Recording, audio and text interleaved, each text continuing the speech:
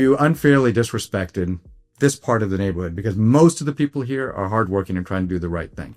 And in fact, there's this little boy who's super bright, well-mannered, and his parents love him and do right by him. And I think you owe him an apology. And the publisher traveled to their house, without calling ahead, and introduces himself. And he says, I'm told I owe you an apology and I wanted to get to know you. And, Marigot hasn't even started kindergarten yet. And character's name is Amerigo Jones. He's a stand-in for Vincent Carter. And he asks him, I hear you doing well in school. I hope you'll go to college. What do you want to be when you grow up?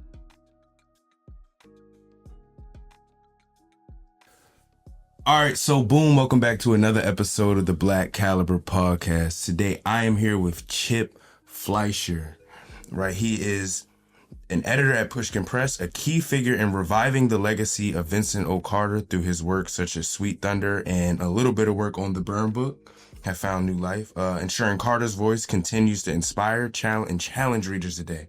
We'll discuss significance of Carter's writing and the process of bringing his work back into the public and why his perspective remains as relevant as ever. Right, so first off, I'll let you introduce yourself. Anything I missed? Sure. Anything you want to say? Yeah. So I got into publishing business over 30 years ago. And back then I was editing fiction and nonfiction. And now I focus on nonfiction. But we had published a novelist from Wisconsin named Rick Harsh, who found a book called The Bern Book in a secondhand bookstore. This is a book that had been published in 1973. It was written by Vincent Carter. He had completed it in 1957. So it was published during his lifetime, but 16 years after he finished it. And Carter was an African-American who was born in Kansas City in 1924, which is my hometown. And he joined the Army at the age of 17, was part of the force that followed the troops landing at D-Day on Normandy, supported the U.S. Army drive into Europe and liberation of Europe. And then after a few years being in the Army, he came out and in 1946 applied to Lincoln University and got in, and came here and was graduated in 1950. And he was editor-in-chief of the newspaper here, the Lincolnian. And he was a guy who, even in a segregated era when opportunities were limited for Black Americans, he was even more sort of a long shot college student because his parents were 15 years old when they had him. They both had to drop out of school. And so he was raised very poor in a segregated part of town, but his parents stayed together, worked hard, loved him very much, and he grew up in a neighborhood and a community where a lot of people looked out for him and recognized his potential. And he dreamed of being a writer. And so he came to Lincoln and got the education that allowed him to study other writers and envision himself as a writer and believe in himself. And he went to Detroit, worked there for a little while, took some classes at Wayne State, took money he saved, money from his parents, and moved to Europe. And his experiences in the war, and also limited opportunities and segregation and prejudice in the United States made him want to go there. But when he got to places like Amsterdam and Bern and Paris, where other Black American expats were living, he didn't really feel comfortable there either. And even when he was at Lincoln, he was described as sort of an odd duck, kind of, marched to the beat of his own drummer. And he wound up in Bern, which is like smallest capital, the capital of Switzerland, but a very small city for a capital city. And he ended up living there and writing and teaching English. And he ended up writing this memoir called The Bern Book that was both a book about his observations about the Swiss people, the Swiss character, the way they responded to him as basically the only Black guy in town. But also it gave him the distance from which to write about his American experience and his own thoughts about art and about life and philosophical point of view. And he did end up getting that book published in 1963.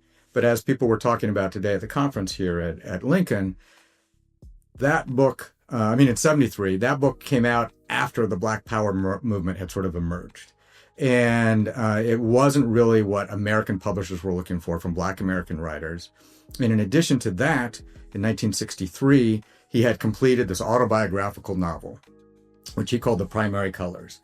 And it was all about his boyhood in Kansas City. And it's very much like James Joyce writing about Dublin from Italy and Switzerland. It was written in the vernacular of the neighborhood. It was the characters, the mom, the dad, the little boy, are all very, very autobiographical. And he could not find a publisher for it. He died in 1983. And then, when years later, writer friend of mine says, hey, I found this book called The Bern Book. It's a really bright guy. It's really fascinating. It's very interesting. And he's from Kansas City. You should check it out. I got a copy and loved The Bern Book, loved everything about Vincent Carter's writing and the way his mind worked and he thought. But in the introduction, a guy named Herb Lotman points out, and Herb was an American who was an expat living in Paris, that Vincent Carter had written one of the great autobiographical novels of all time. And a lot of people, including Richard Wright's widow, Ellen, had read it. They all thought it should be published, but they couldn't find a publisher for it. So I'm reading this in 2000, or maybe 1999, and thinking, well, I wonder if that manuscript still exists. And so I started hunting for it. I contacted Herb Lotman. Back then it was via fax that I reached out to him. And over many, many months, maybe a year, finally tracked down the fact that Vincent's old girlfriend, a Swiss woman named Lisa Lotte Haas, was still alive in Bern. And she had until very recently been a yoga instructor. And I had a German-speaking colleague who got her number from the directory and called Bern, spoke to her, and Lisa Lotte said, yeah, I've got the manuscript under my bed and nobody's looked at it in 30 years. I'll send it to you. And it just absolutely blew me away. It's a spectacular book. And we ended up publishing it under the title Such Sweet Thunder. The only change we made to it was we changed the title, and I won't get into the whole backstory of why, but everybody seems to agree that even Vincent probably would have approved of it. And as Jesse McCarthy from Harvard pointed out today at his presentation, more often than not, a working title gets changed when an author is working with a publisher. In this case, we didn't get to work with him directly, but we got Lisa Lotte's approval and other people. So anyway, we brought that book out in 2003. And got amazing reviews, but we really didn't get the kind of traction I was expecting for such a spectacularly good work. Now there's a new paperback edition that came out just this year from Pushkin Press Classics, and a new introduction by Jesse McCarthy. And there seems to be buzz around it more than there was 20 plus years ago when we brought it out. And there seems to be a consensus that 20, 50, 100 years from now, this could be part of the American canon and could be a book that people are still reading and talking about. And it's partly because of the artistry, the quality, the way in which it portrays human relations and just the way people are and talk and act. And because it captures, a community in the middle of America in a large city between the wars when Jim Crow was the law, in a way that probably no other book that exists does. So it's really important for anybody who wants a window onto what life was like in Vincent Carter's time, with parents like his parents and neighbors like his neighbors, and the sort of mixed but poor working class neighborhood in which he lived. And by mixed, I mean ethnically, even though it was the part of town that black Kansas Cityans weren't allowed to live in certain parts of towns. In this neighborhood that was predominantly black, Carter also had Jewish and Italian and Irish neighbors. So it wasn't, a completely segregated neighborhood in that sense. It was a very poor neighborhood, though. So anyway, that's the backstory. So you said somebody came and gave you the book. Lisa Lotte Haas sent me the book from Switzerland, the manuscript. So they sent it to you, and you just said, so like the narratives of it is what moved you to want to get this book published? Yeah. And what aspects, like, if you could be specific, or Sure. like, what moment in reading the book did you just decide, no, what, like, this is great? So I knew a little bit of where Vincent was coming from, because in the Bern book, he talks about what he thinks about art, opera and visual art and writing. And it was clear that he celebrated Black American artistic traditions, but also was a big fan of European modernism in particular, but also classical music and of Shakespeare. And so I knew that's where he was coming from. And when I started reading the manuscript, I saw immediately that he had realized sort of what his own priorities were and what he was hoping to do. Because here's a book that, is the language of, his parents who dropped out of high school, and the neighborhood in which they lived. And at the same time, they were, extremely intelligent, hardworking people, engaged with the world, dealing with the realities around them. And he tells their reality in a realistic way, but it's also very modernist in the sense that language carries you through. It's very musical, and musical in a way that reflects the jazz and the blues that dominated the music scene in the United States, but particularly Kansas City. And it's also modernist in the way that Joyce was writing books and Proust was writing, where you have the stream of consciousness, where you have these shifts in temporal time. One of the things I was talking about with my wife earlier today, she's a psychotherapist. In this book, you get into lots of times this little boy who's the main character, and you start from his perspective as an infant, then as a toddler, then as a grade schooler. You get in a stream of consciousness from a child's eye view, and then as he gets older, you can see the development of his mind and the accumulation of the experiences. And one of the things that happens when he's a little boy is his dad tells him how when he was a little boy himself, he and his friends used to torture cats. They'd throw them up in the air, they'd throw rocks at them. And Amerigo's parents both went to work during the day. His dad worked in a hotel, his mom worked in a laundry. And before he entered kindergarten, he'd have to just sit alone in his yard, he was actually on a porch, third floor of a house. And all the neighbors knew he wasn't supposed to leave the yard, but they'd all talk to him over the fence, and they'd look out for him, and his mom would run home over lunch and feed him. One day he's bored and a kitten comes up. And he remembers what his dad says, and he ends up throwing this kitten in the air from the third story, and it drops down. It's an incredibly painful, horrible moment in the book, because the cat ends up dying from being thrown over the edge of the balcony. He goes down, picks him up, throws him over several times. And immediately this little boy just feels horrible. And then he starts projecting in a way that a modernist and a psychologist would understand people do. He starts thinking, people are going to know how bad I am. And then anytime somebody says something where they're sort of suspicious of him, or he's done something else wrong, he thinks they're talking about, they know he killed this cat. Whereas he had actually literally buried the cat, tried to hide all the evidence. For the rest of his life, as it gets on into high school, anytime he has a sort of guilty twinge, whether it's about a girl that he wants to date or you name it, that cat is still back there. And if somebody says something that gives him the sense that they know how bad or guilty he is deep in his soul, he thinks, how do they know? And so I'm reading this book, these layers of psychology and accumulation of how his own mind develops, and realizing that even though it beautifully and artistically captures this particular neighborhood and moment in time, it also is so universal that any person could read and see themselves and feel themselves and how their own mind works in the way that Carter captured it. So I immediately felt it was one of like the all-time great novels. And then when we published it, we got all these reviews that said the first 50, 60 pages are sort of like a dense thicket. And then it kind of opens up and you get this, beautiful book, and people praise, heaped praise upon it. And I was really dispirited by that, because the book starts with the stream of consciousness, like I said, sort of from an infant's point of view. And in fact, he's literally at his mother's breast when it starts sort of telling the child's narrative from that point of view. I had an infant and a toddler in the house at the time I was reading it. I wasn't lost for a minute. I saw exactly what he was doing. I loved it.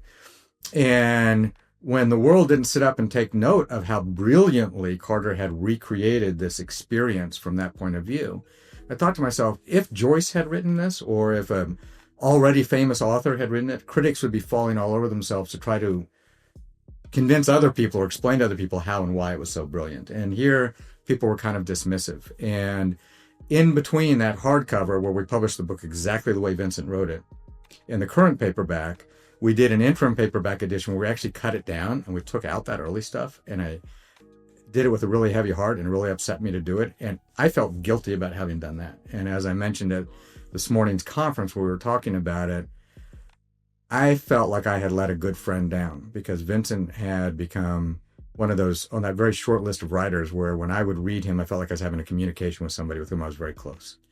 And so to have the opportunity this year to bring out a new edition that is the reconstituted, full, complete text with the new foreword by Jesse McCarthy, who's a highly regarded literary critic teaching at Harvard, I feel like we're finally now, 20 years later, at the point that I'd hoped we would have been when we first brought the book out 20 years ago. And it's 60 years since Carter actually wrote it. And again, as Jesse McCarthy pointed out this morning, that's not uncommon, even though many, if not most, literary critics today would say that Moby Dick is one of the great American novels, if not the greatest American novel. people weren't reading it when Melville died, and people didn't regard it as a great novel when Melville died. He died in obscurity without money. So that's not uncommon in literature. And I think we have one of the great American books here, and that it will endure because it's that good.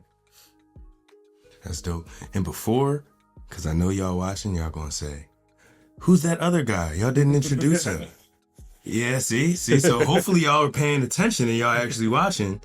So if you did, leave a comment saying I got it. So this is... I'm Adam Green. I'm a sophomore here at Lincoln. Anthropology and sociology double major. And really excited to get into this conversation. Honestly, there's so many questions that I've already formulated. So I'm very excited to get into this. Excellent. So, off the bat. So, you said initially when this was published, there wasn't too much buzz about it. But with this newest edition, there's seemingly a lot more buzz that comes with it. What do you think the change in tune comes from? That's a good question. And I hope you get to talk to Jesse McCarthy, because I think he probably could articulate better than I some thoughts around that, especially because he's teaching literature now and is very much involved in the conversation for why people might be more open to it now. But I can tell you two things. One, I'll take a step back. I mentioned previously that when Carter was first trying to get the book published in the 60s, there was this very particular moment in time. He had a very good literary agent in New York who shopped it around to sort of all the houses. And as Jesse explained earlier at his lecture today, that was a moment when the term Black Power was being moved, and there were a lot of Black American writers being well published, but they were sort of pointing out the systemic racism of the time, and a lot of white intellectuals wanted to hear it, and a lot of Black readers wanted to, read it.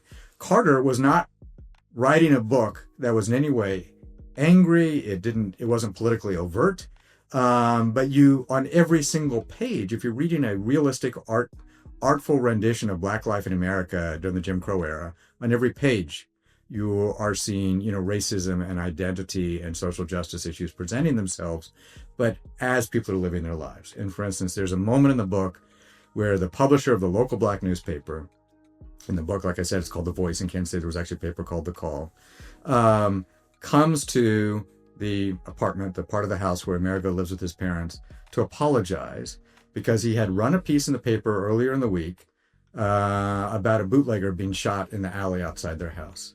And he had described that neighborhood as being basically crime-ridden. And there was, Jesse used the term to refer to a sort of colorist within the Black community. There was, definitely an attitude to, among the educated middle class towards folks like Amerigo's parents who were poor and needed to live on a block where there was, a still, and there was a lot of violence and gambling and prostitution. And so a woman wrote to the newspaper in the book and said, basically, you unfairly disrespected this part of the neighborhood because most of the people here are hardworking and trying to do the right thing. And in fact, there's this little boy who's super bright, well-mannered, and his parents love him and do right by him. And I think you owe him an apology. And the publisher traveled to their house, without calling ahead, and introduces himself. And he says, I'm told I owe you an apology, and I wanted to get to know you. And, Amerigo hasn't even started kindergarten yet. The character's name is Amerigo Jones. He's a stand-in for Vincent Carter. And he asks him, I hear you doing well in school. I hope you'll go to college. What do you want to be when you grow up? Do you maybe want to be a teacher? And he said, no, I want to be the president. And I want to be the president of America. And mom and dad and the publisher all sort of look at each other a little embarrassed, and the publisher tries to get maybe dissuade him. Maybe you want to, be a lawyer. Or he says, no, I want to be the president. And he says, all right, I guess a man is no bigger than his dreams. And, I published this book in 2003, but when President Obama actually won in 2008, I went and found that passage and I cried, because you read it and what comes off the page is how impossible it seemed at that time for a kid to even think that. And so to answer your question, in the 1960s, it didn't have the sort of consciousness that publishers thought would commercially, sell. I think now the reason there might be, an appetite for it is this humane, artful, undeniable portrait of a time that there was structural racism. Right. There was institutional racism. And to have this movement in Washington now saying you can't even, it's toxic to say that ever happened in America, and that colleges can't teach or talk about that, and, under threat of losing their federal funding. I think people are trying to find, you can look at actual laws that say, well, actually, there were laws that said right. But you can also look at these representations of life that have this universal resonance. And I think that makes this book powerful in the same way that many other works of literature have been powerful, at other periods of time in different contexts. So that's why I think this might be a moment for it. In addition to the fact that it really is just an enduring work of literature that should withstand the test of time. Yeah. So where's this book available? It's available anywhere now. I mean, Amazon, a good independent bookstore, and it's called Such Sweet Thunder. And if you type it in or ask a bookseller to type it into their system, they'll find it. All right. And with that, is there anything that you would want to leave anybody who may be watching, or anybody who may be interested even in the book or the aspects, or have been persuaded to want to get the book? Yeah. That's a good question. I feel so personally close to the book, and it's good. So I guess I'll just sort of make a personal appeal. One of the things that I said this morning is, all of us have read, and anytime you read a real work of literature, you gain understanding about yourself, you gain empathy for others, you gain resilience, or all these positive things. And of the maybe thousands of books I've read in my life, and the hundreds of books we've published at my company, there's a very, very short list of books where I feel that the author really sort of sees the world in a way that I deeply appreciate, that I love, and that I have sort of fallen in love with the author, or at least their work, the same way you fall in love or you fall in friendship. It's kind of a chemical thing. You can't explain it, but this person just speaks to you through their humanity, through their vision, through their artistry. And Vincent's on that short list for me. So not speaking as the editor, but speaking as a book lover, if there were a short list of books that I were to urge on people, give as a gift, place in people's hands, say, you really should read this. This should be a bucket list book for you. This is like the one book of all the hundreds of books I've worked with in over 30 years. It's at the very top of my own personal list that I would say to people, you should really read this book. And analogously, I had not read Go Tell It on the Mountain by James Baldwin. That's the right title, right? Go Tell It on the Mountain. Yeah. Anyway, by James Baldwin until about 6 years ago. And everybody had always said it's a great book, everybody should read it. And I remember when I was reading it, I was thinking, I can't believe somebody didn't grab me by the lapels earlier and say, no, you really have to read it. It's an easier, shorter read than Such Sweet Thunder, but it's a similar kind of dynamic. I just think people really, really ought to, at some point in their life, take the time to read this book. All right. And with that, we often shout out books here on the Black Caliber. So if y'all are interested, definitely make sure y'all look into it. And with that, can I just get you to say this is the Black Caliber podcast? This is the Black Caliber I'll try again. Harder than you think. This is the Black Caliber podcast. Right. And with that, just thank you. All right. Very nice meeting you. Thank you for your time. Thank you. All right.